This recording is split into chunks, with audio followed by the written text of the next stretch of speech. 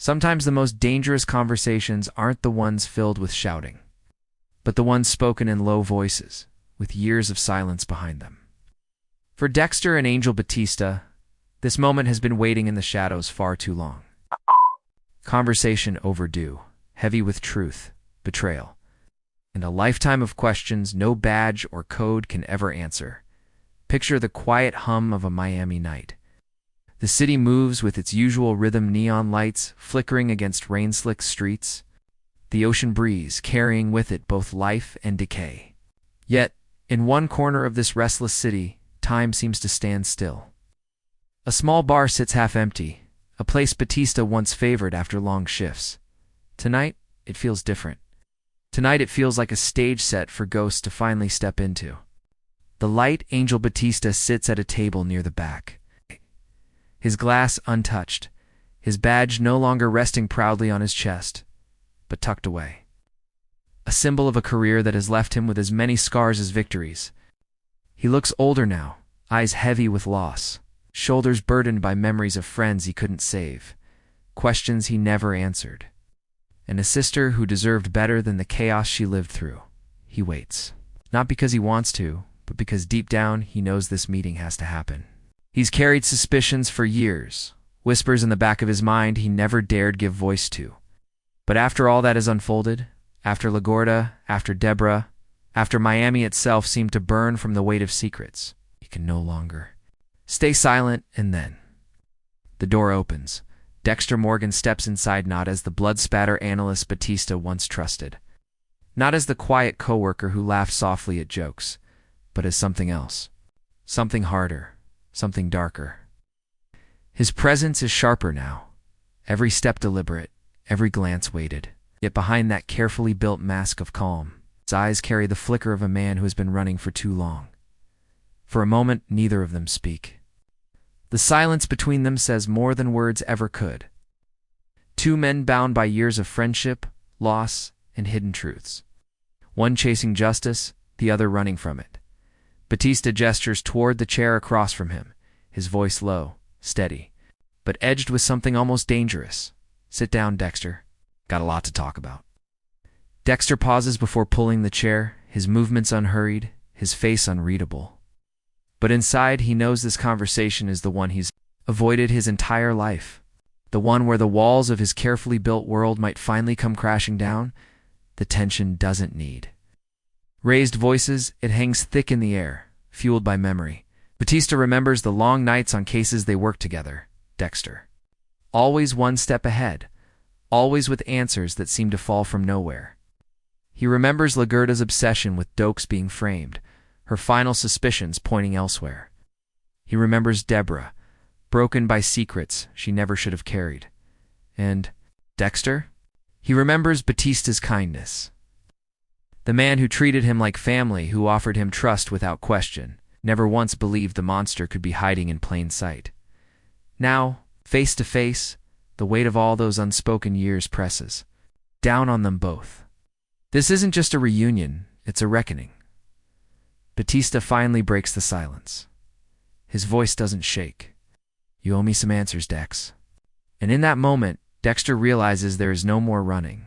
The first few seconds after Dexter sits down feel strangely familiar. It's almost as if they've done this countless times before. Two colleagues, two old friends, sharing a late night. Drink after another long case. But this isn't the same bar chatter of the past. The air is heavier now, the weight of unspoken truths pressing down on every word that hasn't yet been spoken. Batista leans back in his chair, studying Dexter with the quiet patience of a detective who has spent his life reading people. Eyes don't wander, don't blink too often. Every subtle move Dexter makes is measured, cataloged, and filed away. The old angel, the warm, easygoing cop who laughed at every corny joke, is still in there. But layered on top of that is a man forged by years of loss and betrayal. A man who has had far too much time to replay the past in his head. Been a long time. Batista says finally, his voice steady but carrying an undercurrent of emotion. It's not anger. Not yet. But it isn't comfort either.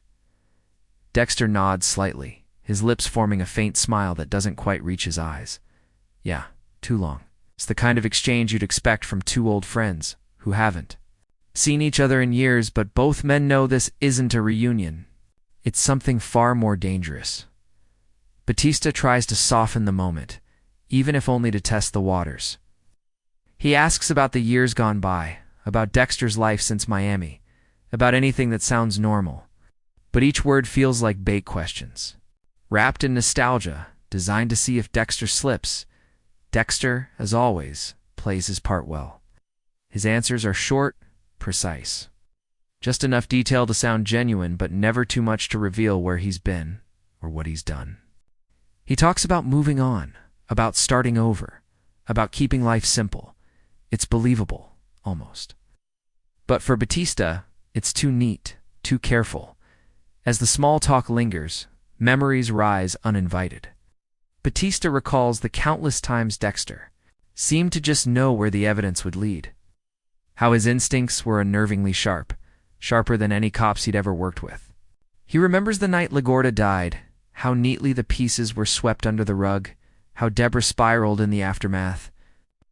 And though Batista never had the proof, he's always carried the feeling that the answers were standing right in front of him. The silence between questions stretches longer now. Batista studies Dexter as if the years have finally given him clarity, as if the pieces of a puzzle he ignored are beginning to align. Dexter senses it too. Behind his calm mask, his mind sharpens. He recognizes that this isn't just casual talk, it's interrogation disguised as conversation. Batista isn't here to catch up. He's here to peel back the mask. Still, Dexter leans in, his tone smooth, almost rehearsed. "You look good, Angel. Time's treated you well." Batista doesn't return the smile. His voice lowers, more direct now. "Time's given me perspective." It's a simple answer, but the weight behind it is unmistakable. The message is clear. Batista isn't here for pleasantries. He's here for truth. And beneath the flicker of neon lights and the low hum of the bar, both men know this surface-level talk is about to break. The calm before the storm is ending. The silence between them stretches long enough to make the air heavy, almost suffocating. What began as small talk now feels like a chess game, each man waiting for the other to make the first real move. Batista's eyes never leave Dexter, and his voice, when it comes, cuts through the stillness like a blade. "You remember LaGuardia?" he asks, though the question doesn't need an answer. Dexter keeps his composure, his expression calm, but inside he feels the old wound open. Maria LaGuardia, the woman who came closer than anyone to uncovering his truth. Her death was pinned neatly on Dokes, another convenient casualty of Dexter's darkness. But Batista mentioning her name now isn't nostalgic's accusation. Wrapped in memory, of course. Dexter replies evenly, his voice steady. Hard to forget. Batista leans forward, his arms resting on the table. The years have sharpened him. The once easygoing detective now carries the weight of every unresolved case, every ghost from his past. She was smart, not too smart. She saw things the rest of us didn't. Always digging, always pushing. She believed Dokes was innocent, right? Up until the end. Dexter's eyes flicker, but only for a moment. Batista notices, and Dokes. Batista continues, his voice heavier now. "Hell of a cop. Intense, yeah. A little too much sometimes. But he wasn't dirty. Deep down, I knew it. LaGuardia knew it too. But somehow, everything pointed at him. Too perfectly." The bar feels colder now. Dexter's mask remains, but inside, the storm begins. Batista isn't just reminiscing. It's laying down pieces, one by one. It's waiting for Dexter to connect them or slip, trying to deny them. Dexter finally speaks, his tone softer, almost defensive. "Dokes had his demons. We all did. Miami wasn't easy on anyone." Batista shakes his head slowly. "That's true. But you know what doesn't sit right with me, Dexter? LaGuardia died chasing the truth. And then Deborah, she broke. Completely. Like she was carrying something too heavy for anyone to bear." This time, Dexter doesn't respond immediately. Batista has said Deborah's name, and the effect is instant. The memory of his sister is a scar Dexter carries deeper than any other. Batista sees the faint change in Dexter's expression, a crack. In the mask he's held onto so tightly, Batista's voice lowers, almost like he's speaking to himself. I think about her sometimes, about what she went through, about how fast she changed in those last years. She loved you, Dexter, more than anything. And she carried secrets, big ones. The words hang in the air, thick with implication. Batista isn't making small talk anymore. He's circling closer to the truth, daring Dexter to either admit or lie. Dexter finally exhales, the tension in his voice carefully hidden but undeniable. We all lost people, Angel. Some wounds never heal. Batista leans back, eyes narrowing. He's not satisfied. Not anymore. The years of silence are over, and his questions are sharpening into weapons. Yeah, Batista says quietly. Some wounds never heal, but some wounds aren't accidents either. Sometimes someone makes them. The words strike like a challenge. Dexter knows. The calm, nostalgic surface has shattered. The conversation has turned. Batista is no longer reminiscing. Investigating? And for the first time tonight, Dexter feels the walls pressing in. The bar feels smaller now, as though the walls themselves have crept closer, trapping them both in a box of memory and unfinished truths. What started as a reunion has become something else entirely, a slow tightening of a noose. Batista has been weaving in silence for years. Batista doesn't look away. His eyes stay locked on Dexter's face, as if he's daring him to flinch, daring him to blink. The years of loyalty, of shared laughter and late nights at crime scenes are still there in the shadows of his gaze, but layered over them is suspicion. A suspicion he's no longer willing to swallow. You know what always bothered me, Dexter? Batista begins, his voice calm but carrying an edge sharp enough to cut through steel. It wasn't just LaGuardia. It wasn't just Dokes. It was you, always right there in the middle of it. Dexter forces a faint chuckle, leaning back in his chair as if to show ease. I was a forensic analyst, Angel. Of course I was in the middle of it. It was my job. Batista nods slowly, almost as if he expected the answer. Yeah, that's true. You were damn good at your job. Too good sometimes. It's always with answers before anyone else. Always a step ahead. Like you saw the world differently. The words land heavily. Dexter's expression doesn't break, but inside. He knows Batista is circling closer to something dangerous. Batista continues, his tone deepening. When Dokes went down, when LaGuardia died, something in me never sat right. I told myself I was crazy, that grief makes you see things that aren't there. But then Deborah, his voice cracks just slightly. He pauses, taking a breath. Steadying himself, Deborah fell apart. And I kept thinking, what was she carrying that broke her like that?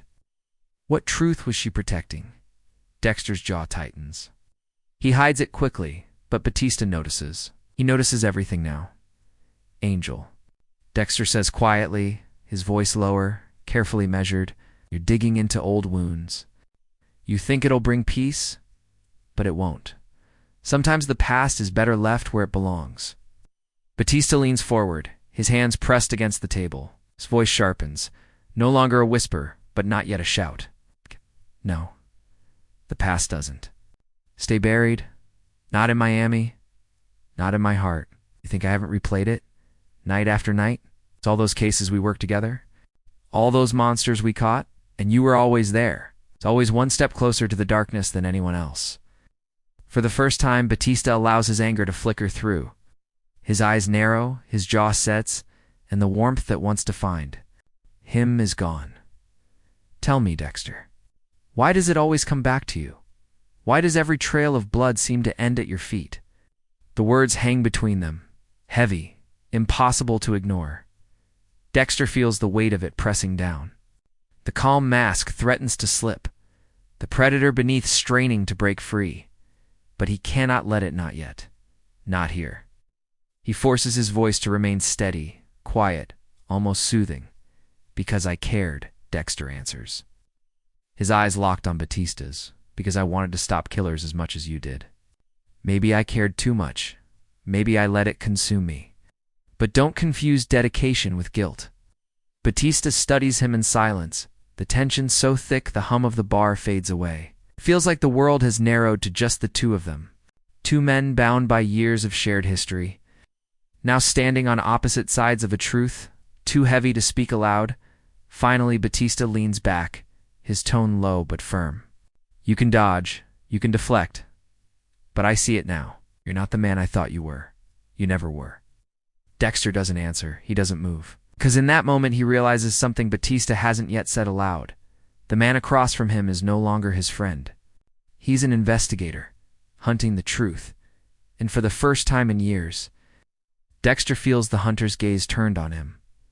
The low hum of the bar feels like static now, an unimportant noise drowned beneath the gravity of the words being exchanged. Batista's glass sits untouched, condensation dripping slowly onto the table. Dexter hasn't taken a sip either. They're not here to drink, but they're here to unravel. Batista's voice breaks the silence, steady, deliberate. Do you remember? The Barrel Girls case? The name alone stirs something inside Dexter, an old echo of blood, plastic, and the lives he took in secret while the department scrambled for leads.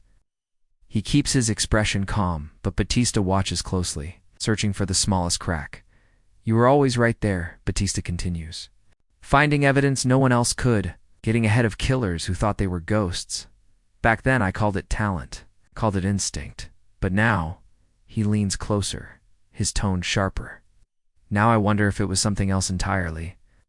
Dexter lets the silence hang, his mind sharpening like a blade. He knows this conversation is no longer about suspicion. It's about revelation. Batista isn't dancing around the edges anymore. He's reaching for the heart of it. Batista doesn't give him room to respond. Dokes was one thing, Ligorta another. But the Barrel Girls, the ice truck killer, Trinity every time, Dexter, every damn time you were there, smack in the middle of it all, and the killers, gone dead. Always dead before they could face justice, in a courtroom. The words hit like hammer blows. Dexter sits still, his face a mask of calm, but Batista's rhythm is relentless now. Years of unspoken doubt spilling into the open. You think I didn't notice the pattern? You think none of us did? We were too close, too blind maybe? Looking back, Batista's eyes narrow, heavy with a truth he's only now allowing himself to face. It doesn't add up. Too many coincidences. Too many endings that were just a little too neat. Dexter finally speaks, his voice smooth but weighted. Angel, killers kill. It's what they do. Sometimes the ending isn't neat. Justice catching up to them.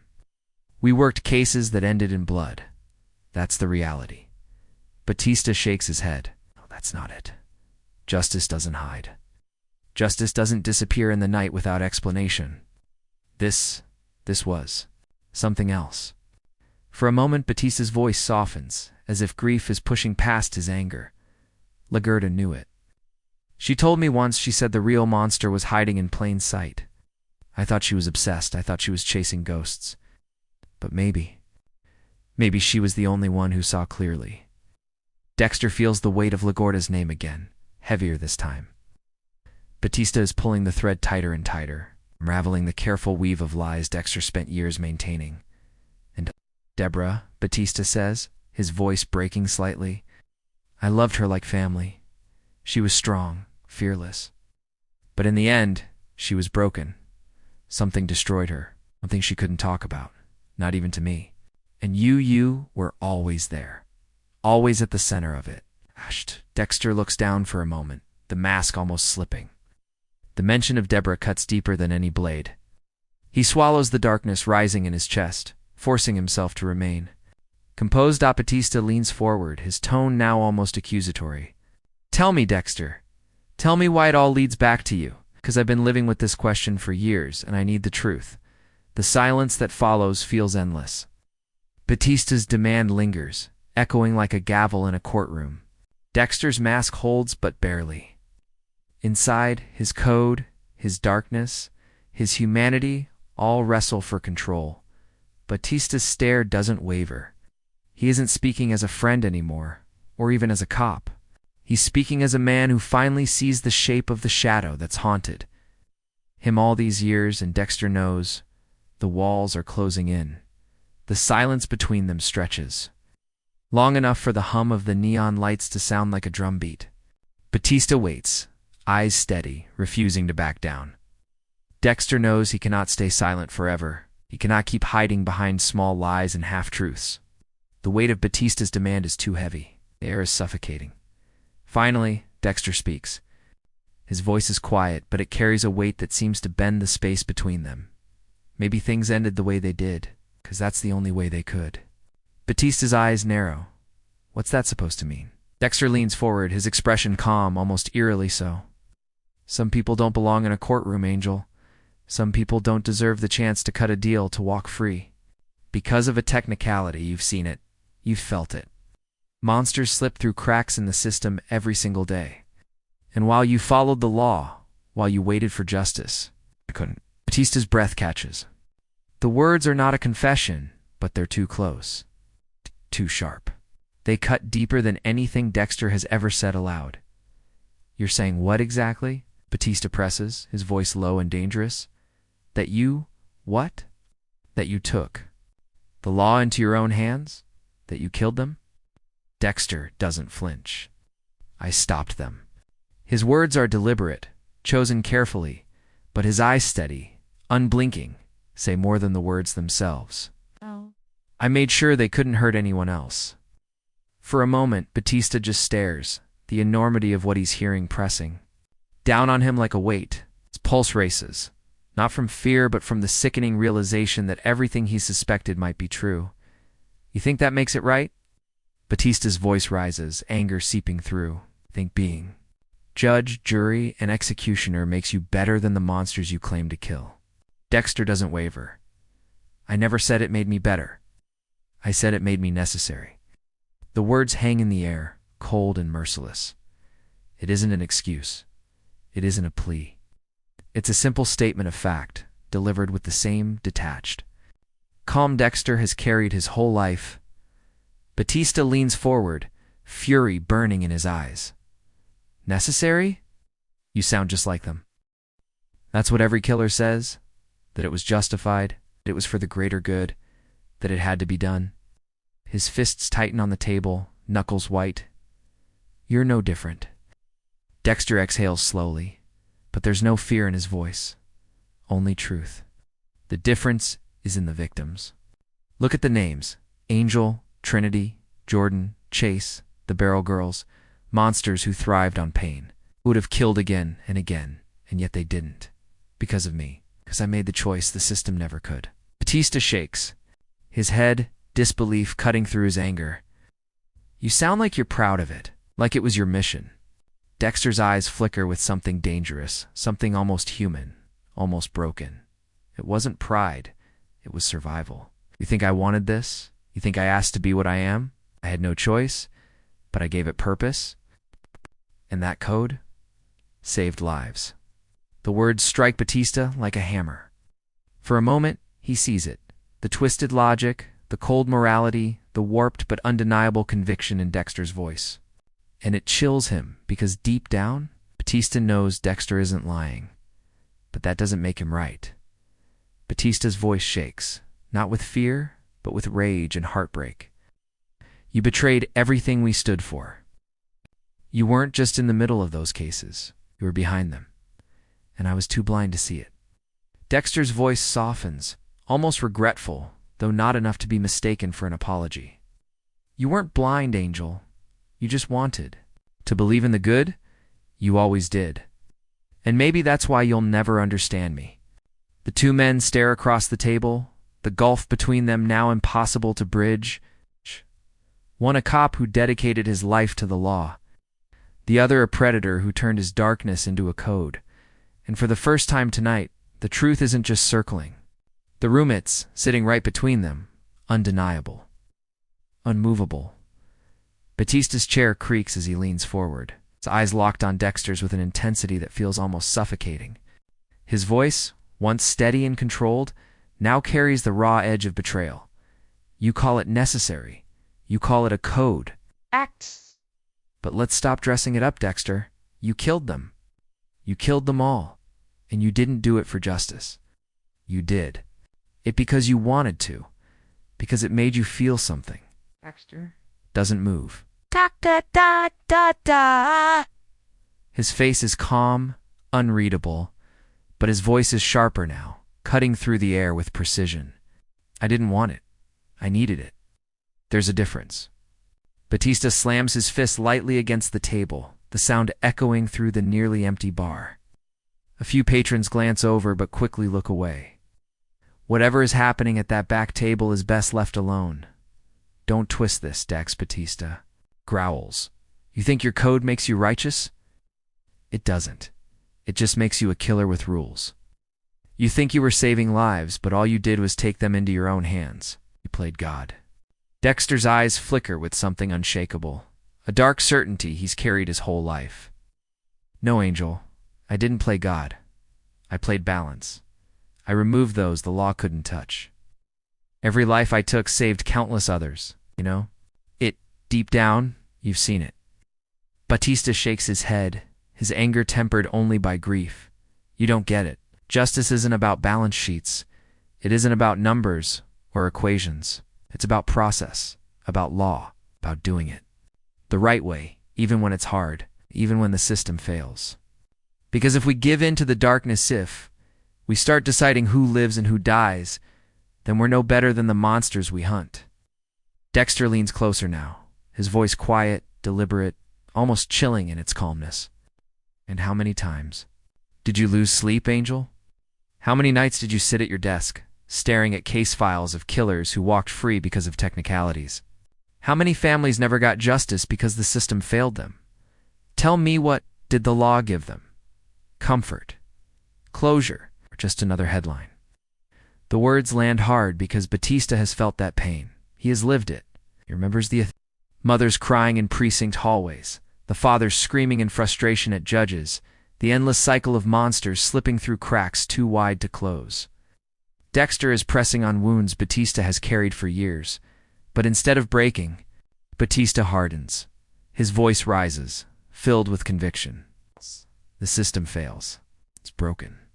But you don't fix it by becoming the very thing you claim to fight.